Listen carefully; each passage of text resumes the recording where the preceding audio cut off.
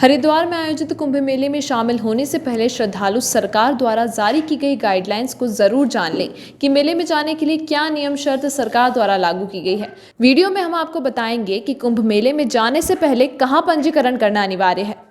लेकिन उससे पहले आपको बता दें कि फिलहाल देश में कोरोना संक्रमण का स्टेटस क्या है। देश में कोरोना महामारी का कहर अभी थमा नहीं है। अधिकांश लोग ये मानकर चल रहे हैं कि कोरोना वायरस से हमें मुक्ति मिल गई है, लेकिन ऐसा मानना हमारी सबसे बड़ी भूल है, क्योंकि अभी भी कोरोना संक्रमित मरीज लगातार सामने आ रहे हैं। रेवाड़ी जिले में आज 2 नए पॉजिटिव केस सामने आए हैं और जिले में फिलहाल कुल 6 एक्टिव संक्रमित मरीज हैं। पिछले दिनों आपने अखबारों में खबर पढ़ी होगी कि रेवाड़ी जिला कोरोना मुक्त हुआ है, लेकिन ये खबर केवल उस एक दिन के लिए ही थी, क्योंकि रोजाना 1-2 केस अभी भी सामने आ रहे हैं। कोरोना वायरस के कारण लोगों का जनजीवन पूरी तरह से प्रभावित हुआ है और इसे देखते हुए नियम शर्तों के साथ करीबन सभी गतिविधियों को सरकार द्वारा चालू कर दिया गया है, लेकिन संक्रमण का खतरा अभी भी बरकरार है। इसीलिए लगातार लोगों से अपील की जा रही है कि सावधानी जरूर बरतें। स्वास्थ्य मंत्रालय के आंकड़ों के अनुसार अब देश में कोरोना के कुल मामले बढ़कर 1,12,62,707 हो गए हैं। कुल 1,58,063 लोगों की जान जा चुकी है और 1,09,20,046 लोग कोरोना को मात देकर ठीक भी हो चुके हैं। देश में अब एक्टिव केस की संख्या बढ़कर 1,84,598 हो गई है, यानी कि इतने लोग अभी कोरोना संक्रमित हैं। इसी बीच राहत की बात यह है कि बड़े पैमाने पर टीकाकरण का कार्य किया जा रहा है। देश में 16 जनवरी को कोरोना का टीका लगाए जाने का अभियान शुरू किया गया था। 9 मार्च तक देश भर में 2,09,66,906 स्वास्थ्य कर्मियों, बुजुर्गों और कोरोना योद्धाओं को कोविड-19 का टीका लगाया जा चुका है। बीते दिन 13,59,163 लोगों को टीका लगाया गया था। वैक्सीन की दूसरी खुराक देने का अभियान 13 फरवरी से शुरू हुआ था। इनमें से अब तक 43,63,679 को दूसरी खुराक दी जा चुकी है। देश में कोरोना से मृत्यु दर 1.40% है, जबकि रिकवरी रेट करीबन 97% है। एक्टिव केस 1.67% है। कोरोना एक्टिव केस मामले में दुनिया में भारत का 13वां स्थान है। कोरोना संक्रमितों की संख्या के हिसाब से भारत दुनिया का दूसरा सबसे प्रभावित देश है। रिकवरी दुनिया में अमेरिका के बाद सबसे ज्यादा भारत में हुई है। मौत के मामले में अमेरिका, ब्राजील और मैक्सिको के बाद भारत का नंबर है। कुल मिलाकर कोरोना से लड़ाई में हमने काफी हद तक जीत हासिल कर ली है, लेकिन सावधानी इसलिए जरूरी है क्योंकि अभी कोरोना का पूरी तरह से खात्मा नहीं हुआ है। इसीलिए सरकार की तरफ से एहतियात बरतने की एडवाइजरी जारी की गई है। हरिद्वार में आयोजित कुंभ के मेले में बड़ी संख्या में श्रद्धालु शामिल होंगे, इसीलिए उन श्रद्धालुओं के लिए सरकार द्वारा गाइडलाइन जारी की गई है। जिला प्रशासन द्वारा जारी की गई जानकारी में बताया है कि कुंभ मेला 2021 हरिद्वार के लिए कोविड-19 से बचाव के लिए SOP जारी की गई है। इस SOP के तहत 65 वर्ष से अधिक आयु के व्यक्ति व 10 वर्ष से कम उम्र के बच्चे, मधुमेह, उच्च रक्तचाप, हृदय, फेफड़े और गुर्दे की बीमारियों से ग्रसित व्यक्ति, कम प्रतिरोधक क्षमता वाले व्यक्ति, कैंसर, मस्तिष्क रोग से पीड़ित, गर्भवती महिलाओं आदि को कुंभ मेला 2021 में जाने से बचना है।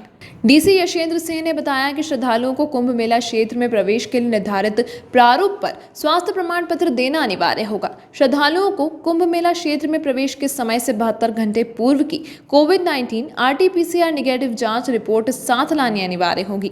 कुंभ मेला 2021 की यात्रा पूर्ण होने पर संबंधित राज्य में वापस आने पर श्रद्धालुओं द्वारा अपने राज्य में निर्धारित प्रक्रिया के अनुसार कोविड-19 परीक्षण या सक्रिय निगरानी का अनुपालना की जाए। हाँ जी, वैक्सीन पूरी तरह सुरक्षित है। अब लोग जान चुके हैं इस बारे में। पहले सरकार प्रोत्साहित कर रही थी, लेकिन लोग जैसे कोई भी नई चीज़ आती है उसको अपनाते नहीं हैं।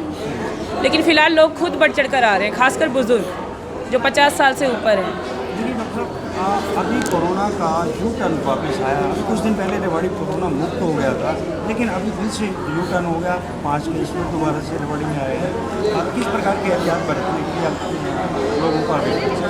देखिए, लोगों को ये है कि एकदम डर खत्म नहीं होना चाहिए। महामारी बीच बीच में फैलती है। जैसे आज सुरक्षित हो आप, 2-3 महीने बाद फिर से आ जाएगी, क्योंकि लोग जब तक अपनी सोशल डिस्टेंसिंग, सैनिटाइजेशन और मास्क का प्रयोग नहीं करेंगे तो ये कभी भी बढ़ सकती है। वैक्सीन लगाने के बाद भी आपको ये सब चीज़ों का ध्यान रखना है। जो पहले करे थे वही अब करना है।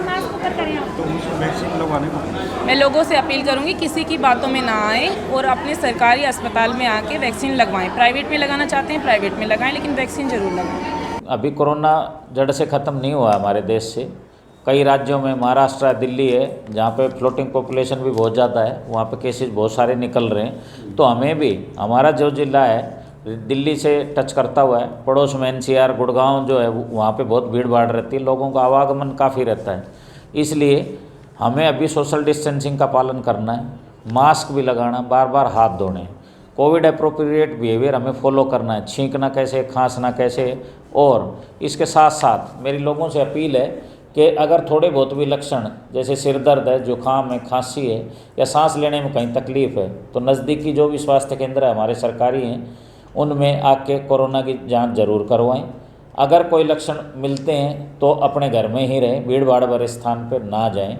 इसके साथ साथ हमने टीकाकरण भी शुरू कर रखा है। कोविड इम्यूनाइजेशन के लिए हमारे पहले हेल्थ केयर वर्कर्स को लगा रहे थे, उसके बाद सेकंड स्टेज में हमने फ्रंट लाइन वर्कर्स को लगाए। अब थर्ड स्टेज में हम जो बुज़ुर्ग हैं हमारे 60 साल से ऊपर हैं उनको टीके लगा रहे हैं। तो मेरे लोगों से अपील है कि अपने घर में जो भी बुज़ुर्ग हैं 60 साल से ऊपर हैं वो सभी को टीका लगवाएं। यह टीका बिल्कुल सेफ़ है, हमारे देश के साइंटिस्टों का बनाया हुआ है और भी बहुत सारे देशों में ये दवाई जा रही है, तो टेंशन लेने की कोई ज़रूरत नहीं है। जो 45 से 59 साल के लोग हैं और उनको साथ में कोई कोमॉर्बिड कंडीशंस हैं, जैसे पहले हार्ट अटैक हुआ है या कोई किडनी की तकलीफ़ है या शुगर है और साथ में हाइपरटेंशन है, तो वो भी ये टीके लगवा सकते हैं। उसके लिए वो ऑनलाइन रजिस्ट्रेशन करवाएं, ऑन द स्पॉट रजिस्ट्रेशन भी करा सकते हैं। अपना मोबाइल और आधार कार्ड या कोई भी ID जिसमें फ़ोटो लगी हो और साथ में डेट ऑफ बर्थ लिखी हो वो साथ लेके आएँ। डॉक्टर साहब, लोगों के मन में एक